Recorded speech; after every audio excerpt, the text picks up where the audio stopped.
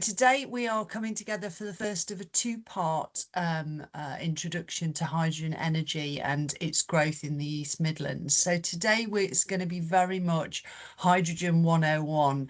We're going to be looking very briefly at the national and regional context for hydrogen, and then I'm absolutely delighted to have our two speakers with us, Jude Knight from Cogent Skills and Andy Lewis from Cadent. And I've got to remember not to keep confusing Cogent and Cadent in today's seminar. I will try very hard to do so, both of whom I have worked really closely with throughout our time at the IoT working on hydrogen and hydrogen skills issues. I'd just like to remind everybody that we always record these because they're available for people that can't attend, but if you wish to make sure that you are incognito, please switch off your computer camera now. So my name is Rachel Quinn, as Sean's already said. I'm Director of the East Midlands Institute of Technology. These particular sessions, as I've already said, are really about tackling various issues from innovation, about bringing some of the research that's happening across the region into more visibility across our student, business and teaching cohorts, but also to bring forward some interesting speakers from both within the region and around the country to add a bit more life to all of those various agendas. I've said we're going to be doing that Hydrogen 101. There will be a follow-up to this particular session where we'll be focusing in more details on what that's going to mean in terms of skills requirements for hydrogen related skills in the East Midlands, but also what's happening in terms of technology research and applications in region, and some of the exciting things that are happening across industry. And I'm sure Sean will keep you updated on that. Just very briefly, for those that haven't engaged with the Institute of Technology before, we are a partnership of academic partners, the four that are on the screen now, with business, and our focus is about really accelerating and growing the provision of technical education, particularly in those specialisms of digital engineering, professional construction and leadership, and across all of those we've seen energy be playing a very major part in our activity in the region. We are one of 21 institutes of technology up and down the country, all of which have been backed by substantial government investment, all there to grow that high technical education skills and careers hand in hand with industry. And our buildings, we have campuses here in the East Midlands at Loughborough and two in Derby as well. So really great facilities to be able to try and drive that. But I wanted to start just to give us a little bit of context on why we're bringing this to the table today and why it's an important discussion for everybody really in the East Midlands, and to give you a bit of background. In June 2019, the UK became the first major economy to legislate for a 2050 net zero greenhouse gas emissions target. In October 21, the government published the Net Zero Strategy, which was a vision for transforming to and transitioning to a net zero economy. And that was followed in December 24 with the Clean Power Action Plan. This plan really set out what the infrastructure needs were going to be and what our energy generation capacity would need to shift to by 2030 in order to achieve that 2050 ambition of net zero. And within that, there was a clear ambition to ensure that Britain produces that 95% of its energy from clean sources by 2030, which was really ambitious. The Clean Power Act balances the UK's needs for energy that remains secure, reliable and affordable, whilst remaining consistent with those 2050 net zero targets.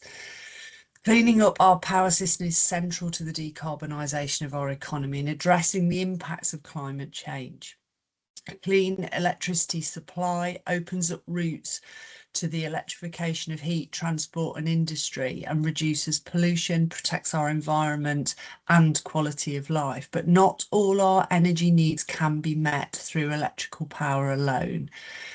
Industries, and we often talk about things which are hot, that will run really fast or run for a really long time.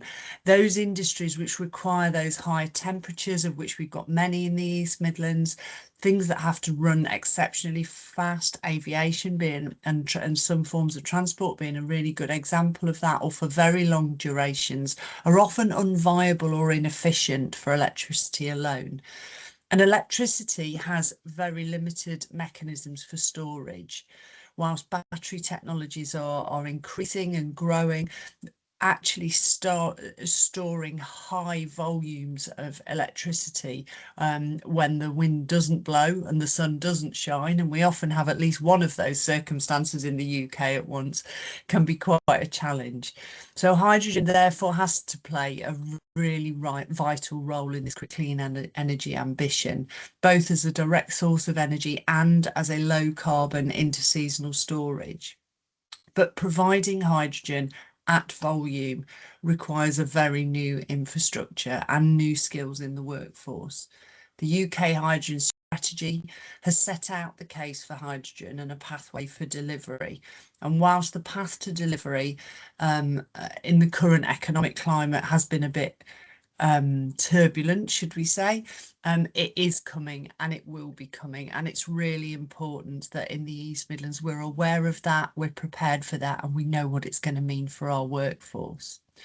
In terms of pulling this together at a regional level, the Midlands has the largest inland cluster of potential industries that that are seeking to be off-takers of hydrogen. And that cluster of industries has come together alongside a wide range of partners under the banner of East Midlands Hydrogen. And East Midlands Hydrogen has a number of priorities really to drive that uptake and to create an environment in the East Midlands which makes it absolutely optimal at the right point for that hydrogen infrastructure to grow and be embedded, and make sure hydrogen can be delivered to the right places at the right time. The East Midlands Hydrogen has done a lot of work to really understand what that supplies and demand is likely to look like. And as you can see, by 2030, that that 2,000 gigawatt demand is well underway, and we have suppliers already in region. Geopura being probably one of the largest at the minute, already creating hydrogen and transporting it out to businesses for their use. But there is massive growth of that, 5 times growth predicted by 2040, and that's going to require a huge shift in infrastructure in order to feed the predictions for the many sectors that are looking to bring hydrogen into their mix of future energy. The East Midlands Institute of Technology is really delighted actually to be working both with East Midlands Freeport and with East Midlands Hydrogen, and leading on behalf of East Midlands Hydrogen the thinking around what that's going to mean for skills. And that's been an amazing opportunity for us to work with, and I will now be handing over to Cogent Skills. So Cogent have been working with us to really understand what that might mean in terms of wider energy and hydrogen demands in the East Midlands. So at this point I would really like to hand over to Jude Knight. Jude is head of low carbon skills at Cogent and has, as I say, has been working with us for over a year now, and leads the National Hydrogen Skills Alliance. Jude, would you like to take over? I would, thank you very much. May I share my slides, please? Absolutely. There we go. It's almost like we practiced this, isn't it? Great. Hopefully you can see those. Brilliant. Thank you so much. As Rachel has said, we've been working with the East Midlands over the last couple of years, looking at the Future Energy Skills Hub and doing some work with Rachel and the Freeport around that. I'm the head of Skills for Clean Growth at Cogent Skills. Cogent Skills is a sector representative body, so we support our employers, science-based employers, get the best out of the skills system, whether they're in England, Wales, Scotland, or Northern Ireland.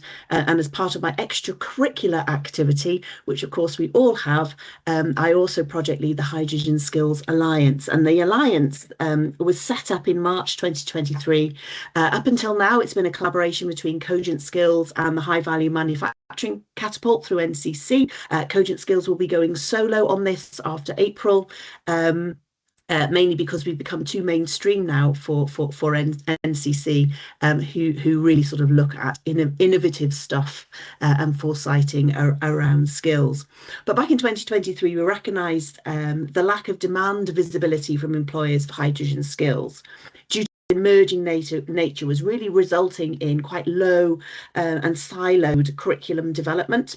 And patchy provider expertise to deliver training. So the Alliance was established to work with a large and diverse set of stakeholders across government, educationalists, and industry and other key stakeholders to address skills challenges involved in meeting the UK's net zero targets for hydrogen. We work across the whole value chain. And we try to bring a holistic approach to the development of skills. Now let's see if I can get my slides to move on. There we go. So Rachel was really keen that I showed you all the colours of hydrogen. So here we have them, and I'm sure there are more. It's an expanding group of colours, but the way that hydrogen is produced is given a different colour, really depending on the amount of emissions that it produces. Hydrogen is the simplest and most abundant chemical element in the universe. And when harnessed, it can offer clean, safe, and a versatile replacement for high carbon fuels, helping bring down emissions and providing net zero energy for power, heat, industry and transport. And I think one of the other key issues to mention here is it's not just about cleaning up our environment. For the government today, it is very, very much about energy security and being able to generate, store, transmit and use homegrown energy to make sure that we're not dependent too much on other areas. The Ukraine war obviously brought that to the fore. So hydrogen does not, although it's the most abundant element in the universe, it doesn't occur freely in nature. And it has to be produced from hydrogen containing materials such as natural gas, coal or water. It can be produced through several processes, and the environmental impact depends entirely on the energy source and associated emissions. So the most common way that hydrogen is produced in the UK at the moment is through steam methane reforming, where natural gas, that's methane, reacts with high temperature steam to produce hydrogen and carbon dioxide being the thing that contributes to global warming. This is how, this process, though, can be cleaned up through the implementation of carbon capture technology. So you have your hydrogen and your carbon dioxide, but before your carbon dioxide goes into the atmosphere, you whack a bit of technology on top of your chimneys to capture that carbon dioxide, which then can be used or stored elsewhere for taking it out of the atmosphere. The second way that hydrogen is produced in the UK at the moment, it involves reacting coal with oxygen and steam at high temperatures to create what's called a syngas. That's a mixture of hydrogen and carbon monoxide. And that's a process that also releases significant carbon dioxide emissions that can be abated through carbon capture technology. Now, the third and probably most pertinent way that we can produce hydrogen is through electrolysis. And if you remember back to your GCSE chemistry days, you produce hydrogen by putting electrode into water, and the electricity splits that water into hydrogen and oxygen, water being H2O. So 2 lots of hydrogen, 1 lot of oxygen. Electrolysis splits those 2 chemicals apart. And when powered by renewable energy, is green, zero carbon hydrogen. And that's where the government is focusing much of its attention at the moment. Yes, we will still have these other more dirty forms of hydrogen production that we can clean up through carbon capture technology, but the whole emphasis is on this new electrolyzed hydrogen coming to the fore. So the applications of hydrogen, there are many, and I know that Rachel has already touched on some of those. So the first thing to look at is how hydrogen can help us to power our homes and our industries and provide heat for us as well. So the key thing here is that much of our power generation at the moment is through gas-fired power stations. Now, those gas-fired power stations can be converted to run on hydrogen and therefore make them greener. You could also use fuel cells like generators, so GeoPura, that's exactly what they do for off-grid type of activities. Or you can use fuel cells to feed directly into the grid by converting stored hydrogen into power. And of course, you need to store energy if you've got a system, an energy system based on renewables. Because what happens when the wind doesn't blow and the sun doesn't shine? So hydrogen provides an alternative to batteries and a much better alternative to batteries, if I may be so bold, to store hydrogen and then release it back into the grid at the time that it's needed. Because when you have renewables that are powered by wind and by the sun, obviously there are peaks and troughs that need to be ironed out so that we can all put our kettles on after EastEnders is finished. If the sun's not shining and the wind's not blowing, then hydrogen will allow you to release some of that energy, stored energy, back into the grid so the kettles work. Hydrogen can also be used for, sorry, I'm getting ahead of myself. Yeah, that's called power buffering. I've had quite an education over the last couple of days putting this slide deck together. So it's an addition to natural gas. So it can go down the pipes to accompany natural gas. I'm sure Andy will tell us a little bit more about that in a few minutes. But you can only at the moment add hydrogen to natural gas up to a concentration of about 20% before you start to get problems with your pipes called hydrogen embrittlement.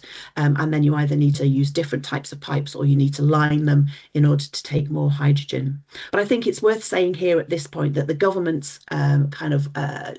trajectory with hydrogen really is to use hydrogen as part of the decarbonisation plan for the industrial clusters. I'm not sure that we will ever see it going down the pipes to heat homes and to cook our dinners. I think electrification will be the way that government chooses to go at this stage. But hydrogen very much has a role to play in the decarbonisation of our industrial clusters. But let's see. There is a refreshed hydrogen strategy coming out shortly. It's been on its way for the last 4 or 5 months or so. It's still not published yet, but that will give an awful lot more of an indication about the way that the UK hydrogen industry will go.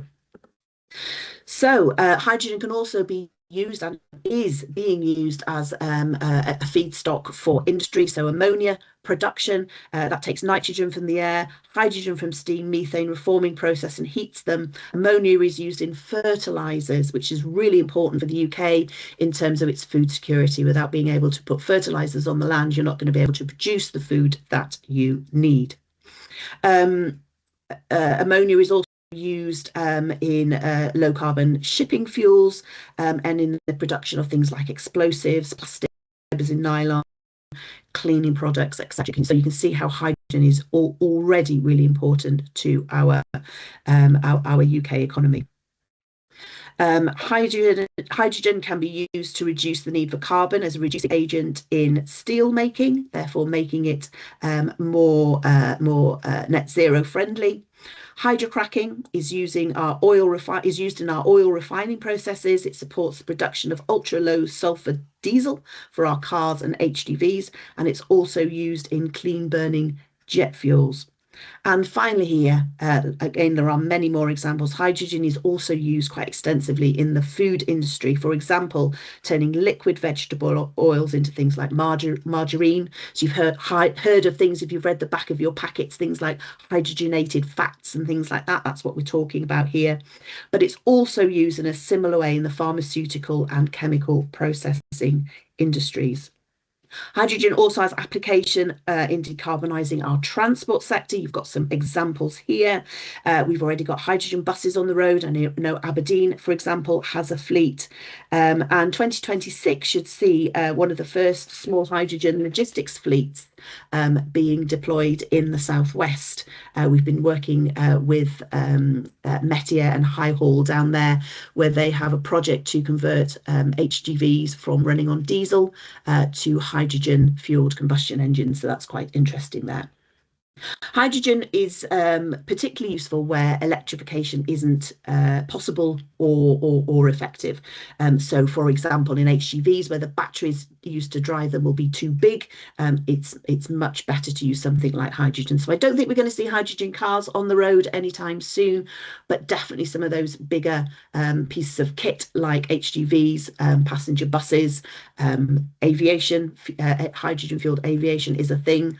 Trains, potentially, where electrification is not cost effective. Perhaps some of those smaller lines, those more local regional lines, may potentially run on hydrogen in the future. So in 2023, the Hydrogen Skills Alliance did a piece of work for government. We did a workforce assessment, and at that time, the government had a target of 10 gigawatts of production by 2030. We're now hurtling towards 2030, so I think that 10 gigawatts production target will be revised in the new hydrogen strategy. Notwithstanding, if we're to optimise a 10 gigawatt production scenario, whenever that happens, we're going to need something like 29,000 people in the workforce. Indirect jobs, there'll be about 64,000. So there's a sizable hydrogen economy coming to the fore. What we do know, though, is that many of these jobs are upskilling and reskilling the existing workforce, plus, of course, getting new people into the hydrogen industry as that economy expands. But if you're going to upskill and reskill people, you need to develop skills, and you need to develop skills products. And for emerging industries like hydrogen, like carbon capture, other emerging industries as well, there are some unique challenges faced by those industries. And I will just go through a few of these just to highlight some of those challenges. The first one is visibility of demand. In the UK, we have a very much employer-led skills demand system in place. So employers signal that they need some training. The provider sector cranks into action, and it goes about developing those skills. When you've got emerging industries, that voice from employers is not heard. So there is a market failure there. And what we have attempted to do through the Hydrogen Skills Alliance is start to aggregate that voice and work with employers to say that we need to get ahead of the curve, because if we wait until the employer voice is loud enough, then the right skills will be too late in order to stand up the workforce to optimise the production that's coming down the line. Second thing here is nascent technology. There is huge evolution and innovation in hydrogen, and the skills that we know about today won't be the skills that we know about tomorrow. And so there is a piece of work to do here about how you foresight the skills that are going to be needed to mainstream technology that is being developed and that perhaps is 3 to 5 years out. So it's working with R&D departments, educationalists and industry to understand what skills are people going to need to know in order to mainstream new technology. The third thing is that we know that current roles will be impacted, but we are still working out what those roles will be, those roles that will be impacted, and mapping what those skills, what those occupations will need to acquire, what skills, what will they need to know in order to transition, for example, from using hydrogen to fire their furnaces and make glass to using hydrogen to fire their furnaces and make glass. A lot of this is around that sort of health and safety piece. Hydrogen goes bang. The companies that will be making, storing, transmitting, using hydrogen will all fall under COMA regulations, so they will be highly regulated sites, and so we need to make sure that the people that work in those sites have the right skills. And the final one that I'll talk about here is provider capacity. hydrogen is an emerging industry. It's not like construction, where you have a throughput of people who are leaving the construction industry and coming into FE to teach the next generation. By definition, those people just don't exist, because there are currently about 1,600 people working in the hydrogen industry. So there's a gap that we need to fill. How do we up the capacity within the provider network to be able to deliver any new training? Am I doing all right for time? I think so. So over the last 6 months, the Hydrogen Skills Alliance has been delivering a hydrogen and carbon capture skills accelerator. We were commissioned by government to write a hydrogen skills strategy. We did that and published that in February last year. And off the back of that, we approached government and said, we've written this strategy, we'd really like to deliver it. And they said, okay, we'll give you £400,000 for you to test the concept of an accelerator, but please will you do carbon capture as well? And of course we said yes, carbon capture being quite intrinsic to the production of hydrogen over the next few years. And the accelerator has been working in two areas. It's been working in the Northwest, looking at hydrogen and carbon capture's role in industrial decarbonisation. And we've been working in the Southwest around that hydrogen fuel logistics piece, the HGVs that are being converted to run on hydrogen. Both of those are really near-time projects. FID is already there for carbon capture projects in the Northwest, and there is an aspiration to start recruiting in the Southwest for that hydrogen HGV logistics piece.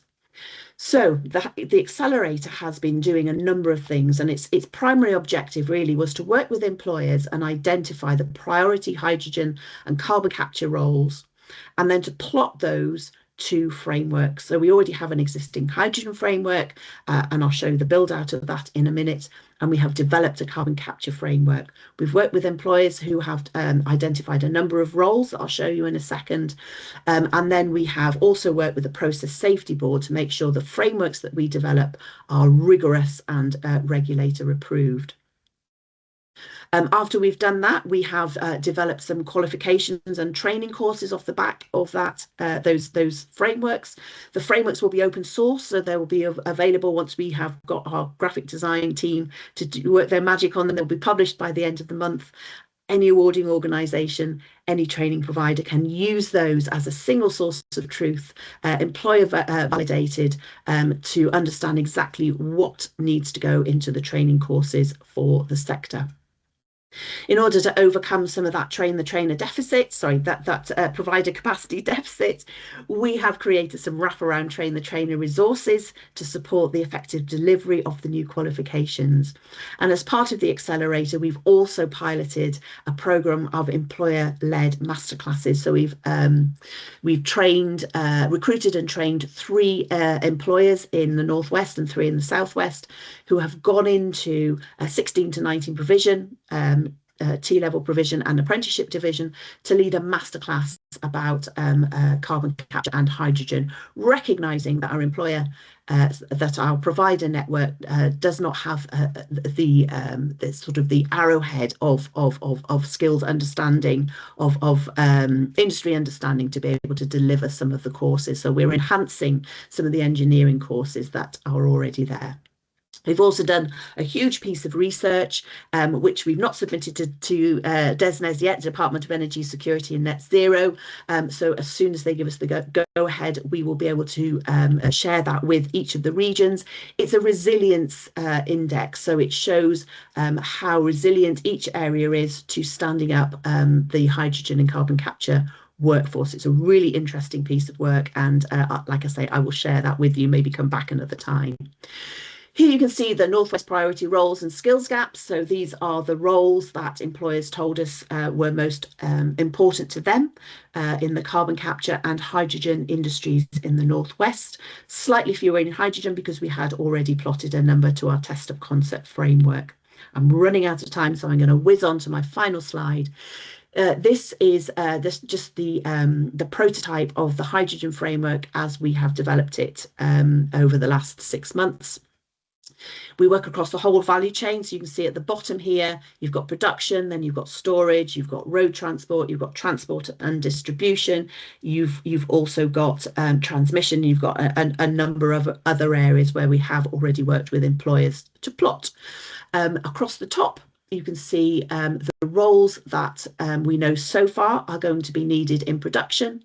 Down the side, you can see a number of knowledge statements. There are about 33 knowledge statements that cover things like general hydrogen industry information, hazard risks and controls, regulation, and then sort of the process safety and contextualization. Like I say, these will be published by the end. And then working with employers, we plot for each of those occupations whether that information is needed by those occupations. So this then generates a blueprint that skills providers can use to stand up curriculum, relevant curriculum, but also employers understand what skills they need to recruit in or train in. I think I will leave it there because I am out of time and hand back to Rachel, but please do, any questions or anything that I fudged through that you don't understand, please feel free to ask a question when we get to the Q&A section. Thanks, Rachel. That's great. Thank you, Jude. The more you look at this, you realise that the complexities of bringing forward such a vast system change that impacts on infrastructure, it impacts on our, the whole context of bringing forward new systems of energy production, distribution, storage has to happen. But at the same time, that whole focus on the skills, the workforce to enable that to take place and be delivered, as well as the technology that needs to keep evolving to make sure that remains consistently efficient and deliverable. It's a huge undertaking, but it's great to understand it and see it in the whole. I'd like to move on now to a speaker, Andy Lewis from Cadent Gas. They are the largest gas distribution network in the UK, and Cadent have been really instrumental working with East Midlands County Combined Authority in the supporting and jointly chairing East Midlands Hydrogen, particularly recognising the clustering that's happening here. Andy, can I hand over to you, please? Yep, sure. I will just share my slides. While you're doing that, I'll just say, if people have got questions, you're very welcome to pop them in the chat, and we'll do our best to answer them. If we can't answer them today, we'll gladly come back, and there'll be a bit of time at the end for Q&A as well. Okay, perfect. Yeah, just introduce myself. There's a couple of people I can see on the call that names I recognise, but for the majority of you, my name's Andy Lewis. I'm Regional Development Manager within Cadent. So I sit in our strategy team. I've been in that team now, surprisingly, for about 10 years. So I'm working in hydrogen for, the majority of that time. So sort of seen the sort of swings and roundabouts of an emerging hydrogen economy. I'm going to talk to you today predominantly about the H2 East pipeline, which runs from Humber to Nottinghamshire. So hopefully it should be sort of familiar territory to many of you being in East Midlands. I think presentation should be around 10 to 15 minutes. So thanks to Jude for sort of setting the context so well with regards to hydrogen. So it sort of dovetails nicely with regards to what I'm going to talk about.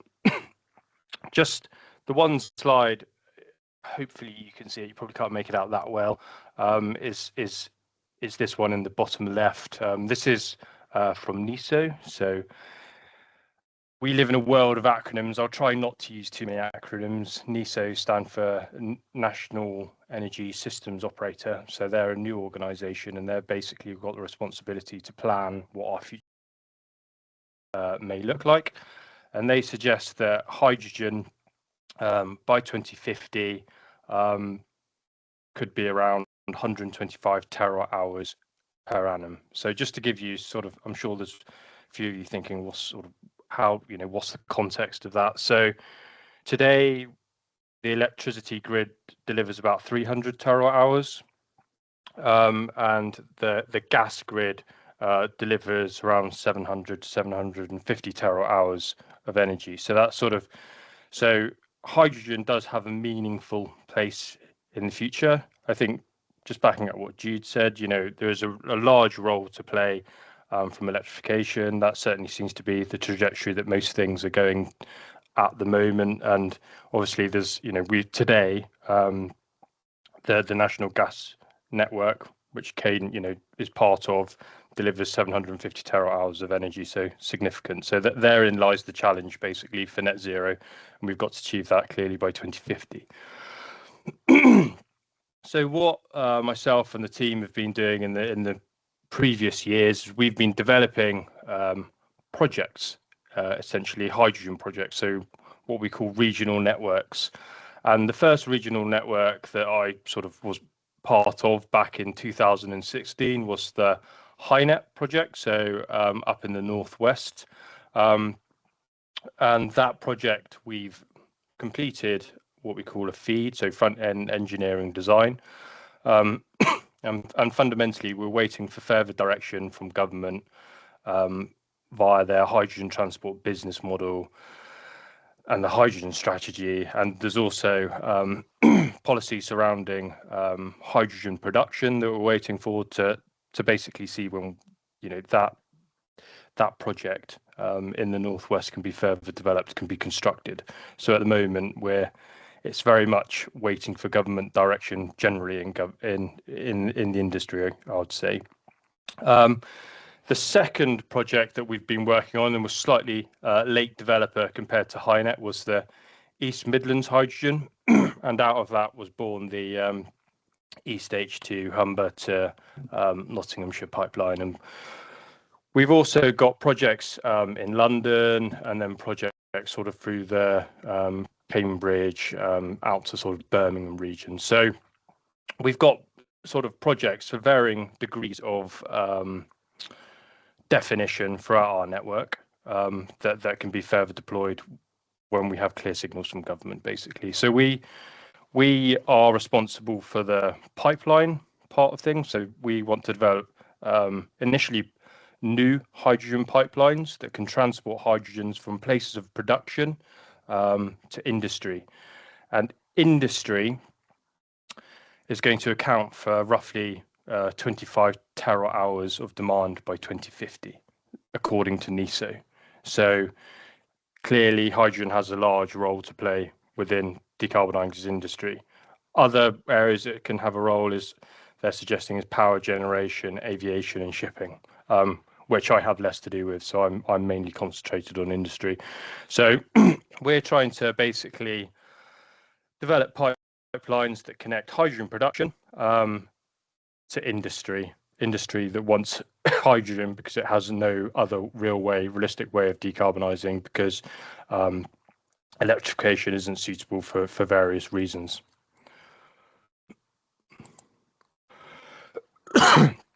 So I've got a slight cold, but we'll work with it. Basically, what's happened in recent years is that government has identified industrial clusters, and it's named them Track 1 clusters. And the Track 1 clusters in the UK today that are likely to receive the vast majority of funding to decarbonise industry within that cluster is Merseyside and Humberside, and also further to the North Teesside. But what we've actually found, is when you look at where industry is located throughout the UK, yes, there is clearly a large and diverse amount of industry within the clusters, but there's also a hell of a lot of industry outside of the clusters that needs to be considered as well. So our projects have sort of been actively exploring how industry, not only within the clusters but also outside the clusters, can reach net zero.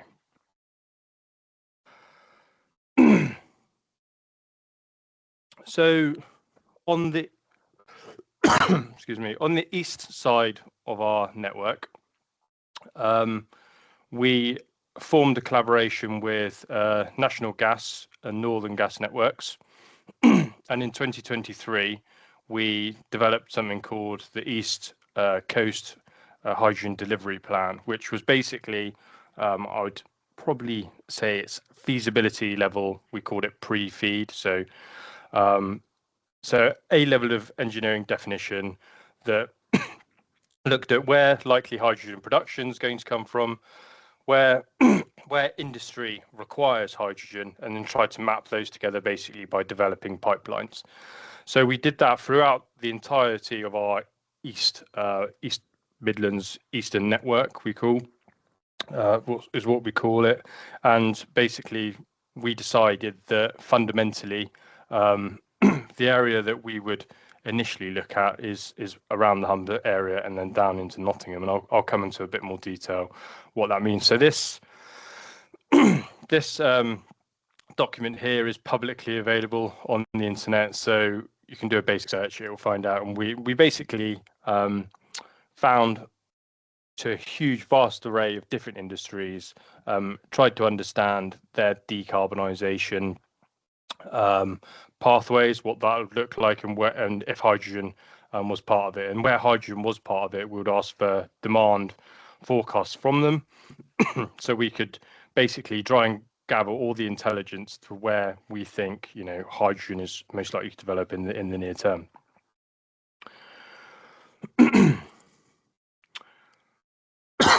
So benefits of these two hydrogen east pipelines. So fundamentally, we're looking to develop hydrogen so it can minimize CO2 emissions. So I think Jude probably explained it very well, so I don't need to go into it again. So we're fundamentally looking to displace natural gas with hydrogen. And in some instances, I wouldn't say it's a like for like replacement, but clearly you're replacing a molecule with another molecule that has different physics and chemistry around it, but it's still a molecule. It's not an electron. So you're not having such a massive change to site as if you were going to go from natural gas today to electrification in the future. You can sort of have some quite neat crossover if you're to go to hydrogen.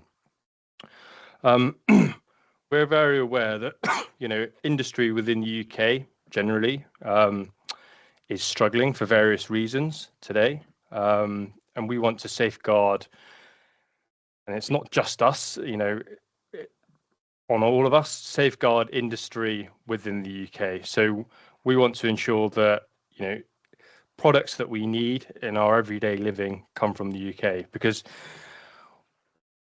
what's happening today is industry is closing, and then we're just importing those products. So we're not doing without it, we're just importing it. And that obviously doesn't support our industrial heritage, doesn't support our jobs, doesn't support jobs into the future. So if we can create a net zero pathway using hydrogen, that will hopefully secure industry within the East Midlands, within the wider UK to the extent that we can. Also, by having pipelines boosts hydrogen production. So it sort of gives hydrogen producers a route to market. So if we can come along, develop hydrogen pipelines, it in essence allows a producer to get their product away to the end market, which is the off-taker. So that's what we're doing. We're trying to stitch the bit in the middle together by using pipelines. And initially, like I explained, they're going to be purpose-built pipelines, and the reason they're purpose-built pipelines is because we've got so much demand on our existing pipelines, so we can't afford to convert our existing pipelines until basically we've got a method that, or technically everything on that pipeline can take hydrogen, and that isn't the case today. So that's why we need to have new pipelines in the future. And certainly as things develop and it becomes possible for more and more people or off-takers on our existing network to receive hydrogen, then we can start thinking about repurposing as well, and that really does drive down the costs. So this image on the right hand side, this sort of gives you an idea. Hopefully you're familiar with the geography of the East Midlands, which sort of Leicester, Derby, Nottingham, so the major conurbations. And the initial pipeline we're looking at, if you can follow my arrow, hopefully you can see it, is this red pipeline here. So that starts in Humber, comes down to sort of, this is Newark here. This is the initial pipeline that we're concentrating on. So today we've got funding to do what we call FEED. So being a regulated gas network, and we're regulated by Ofgem, we basically submitted a proposal for additional funding to Ofgem. They reviewed that. They were then content to fund us to allow us to undertake this work. And that's basically what we've just started in early 2026. We started in January 26, was doing the FEED and some consenting on this red pipeline here that I'll explain in a little more detail.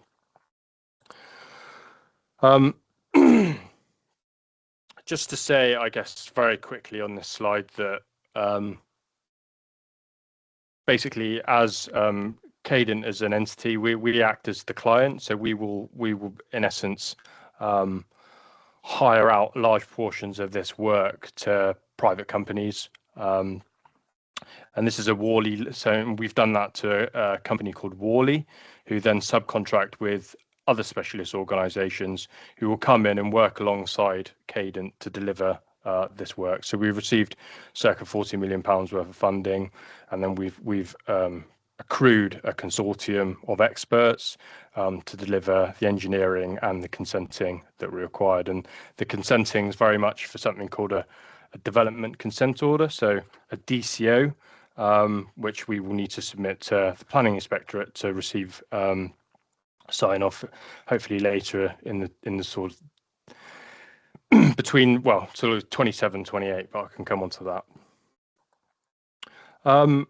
And yesterday we started our public consultations, so talking to people who live within the vicinity of the pipeline. So using my arrow again, we sort of got, we've broken down our pipeline route corridor into various sections. So we've got section A here in sort of the pink, section B in the purple, section C in this orange, and then section D down here, which extends to Newark.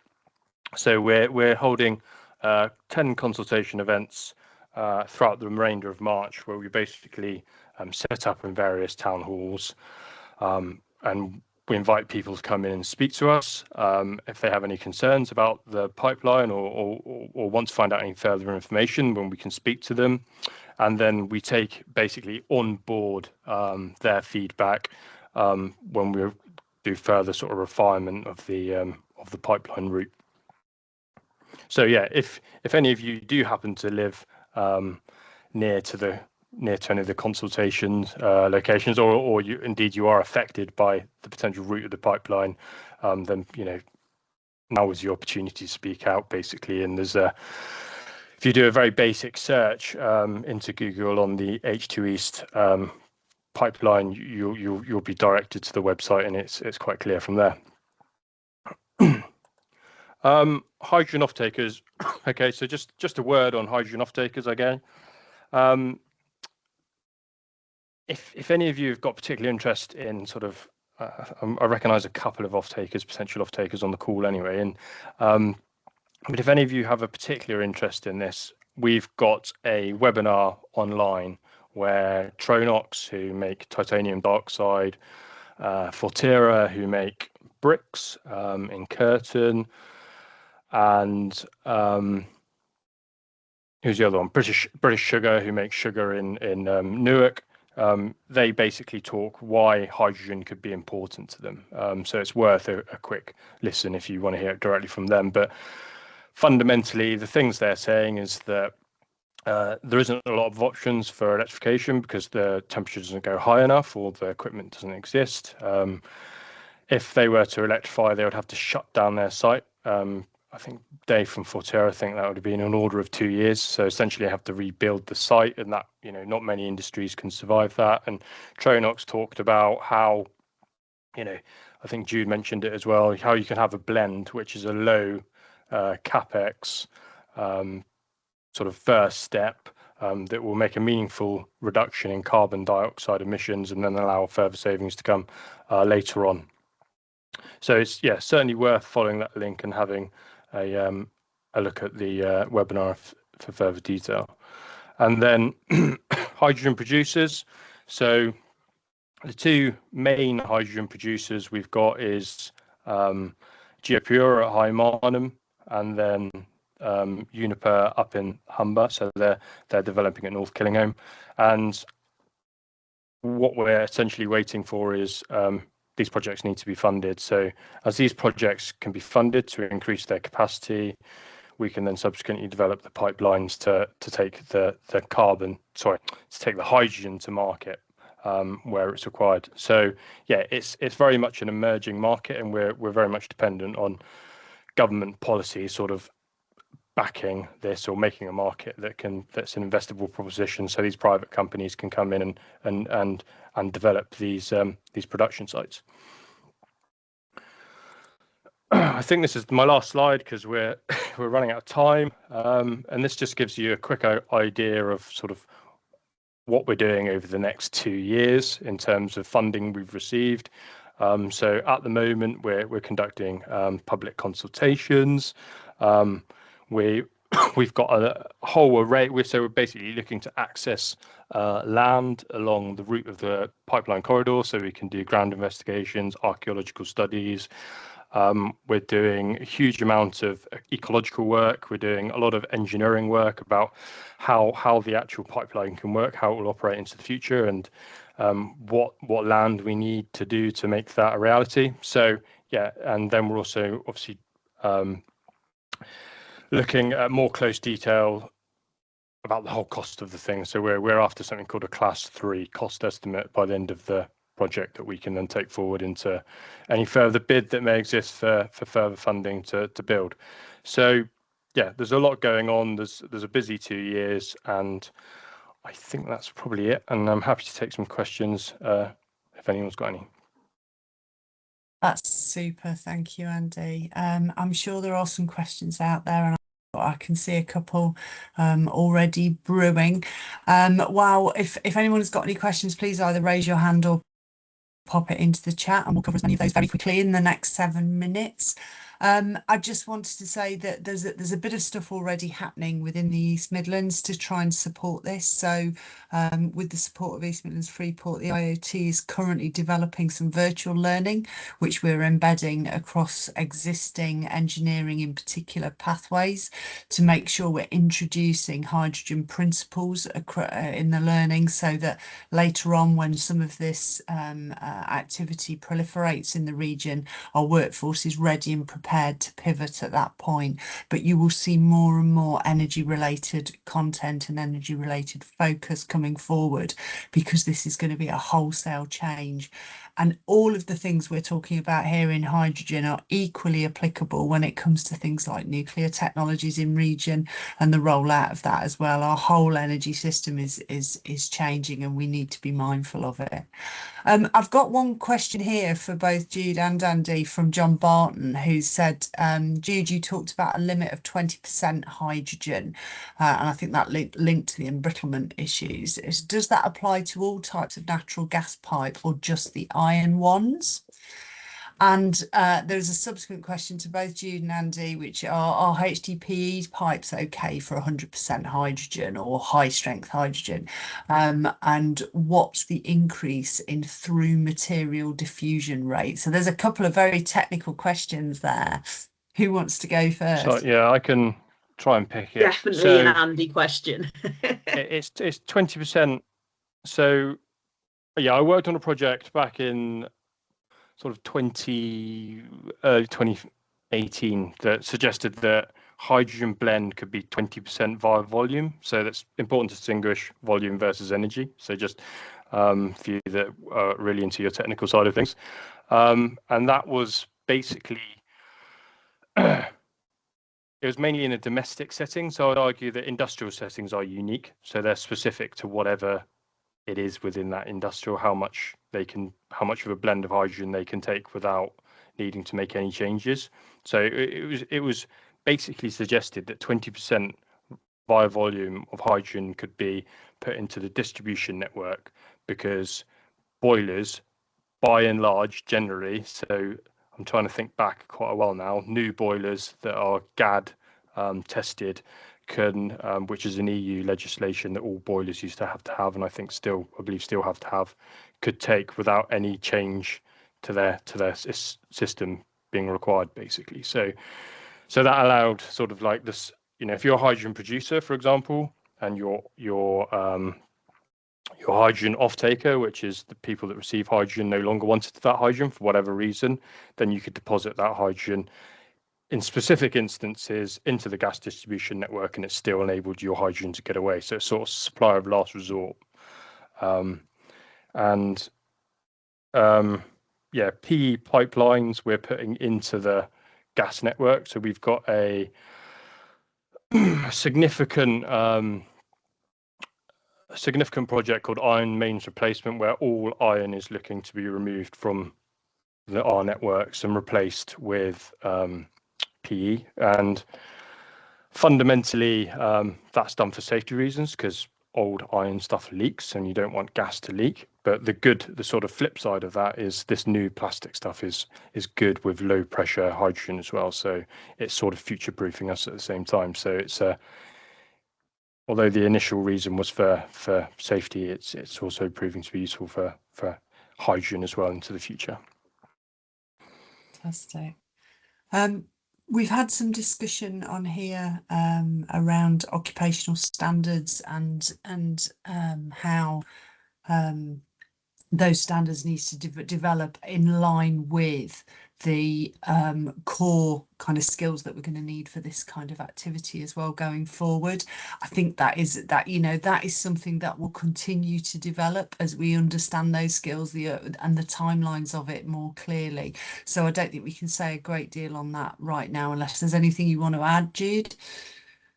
No, I think the frameworks that we have developed are really important for those publicly funded bits of training. So from those frameworks, they're now informing national occupational standards development. So that's Wales, Scotland, Northern Ireland. You need a national occupational standard before you could develop an apprenticeship or anything else. So we're working to make sure that those national occupational standards are up to date. And we have ongoing conversations with Skills England. So I've got a meeting with Skills England just to show them the frameworks. One of the things that Skills England are doing at the moment is looking at how they might carve up apprenticeship standards to be able to modularise some of the training that's needed across the whole economy. And one of the things I've flagged with them is that's not going to work for emerging technologies like hydrogen and carbon capture, because there aren't hydrogen and carbon capture standards that you can carve up. They're much more general, and that's exactly what industry wants, with some sort of contextualized bolt-ons for hydrogen, carbon capture, etc. So the frameworks could provide that source of information that Skills England will need to provide some kind of solution, notwithstanding that awarding organisations are already standing up suites of qualifications based and mapped to those frameworks, so that industry has that assessed form of training that's so important to those highly regulated sites. Training courses, they're great in lots of contexts, but highly regulated sites really do value that accreditation, that regulation of the learning, to make sure that people have hit a certain level of competence. So that's already happening. Okay, that's super. One last thing, we've got a single minute left, which is a point raised by Bryn here as a student doing the sustainable engineering degree at Loughborough College as IoT. Really looking at how can students like Bryn start to get some work experience within the hydrogen field? Are there opportunities potentially? I'm looking at Andy here with some of your partner organisations to maybe think about how some of that direct line of sight for students, where they can get a bit more on the ground experience, see how it works and feels in practice. Do you think that might be possible, or is it too early?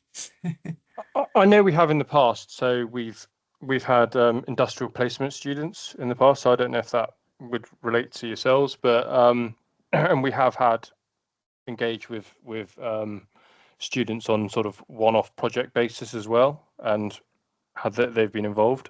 So yeah, and obviously we've got our apprenticeship scheme and then our graduate scheme as well. So there are opportunities there. It's all online. So I'd encourage you to have a look there, and then obviously go through I think there's opportunities to submit questions. So if you were wanting to had a particular sort of area of interest, I'd encourage you to reach out. And I know the company does want to sort of bring keen people in, expose them to things. So yeah. Super. Well, I don't think we'll answer that today. We have a follow-up to this in a few weeks' time. I will let Sean distribute the information to that, and we will pick this up again then. I'd like to thank absolutely everybody for joining us today. It's been by far our most well-attended session so far, and thank you so much to both Jude and to Andy for taking their time out. Andy, I hope you feel better soon. Go and have a glass of water. Bless you. Sean, anything that we need to wrap up on before we say goodbye? No, that's fine. If everybody's okay with that, and obviously I will always leave a note to unsubscribe. I will use the emails you've provided to alert you to the next hydrogen energy session, as Rachel's just said, if you've any interest in attending that. And just again, to repeat, thank you for giving up your valuable time to come along today. Hope it's been useful. Thanks, everybody. Thank you. Bye. Thanks for having Thanks a lot. us. Bye.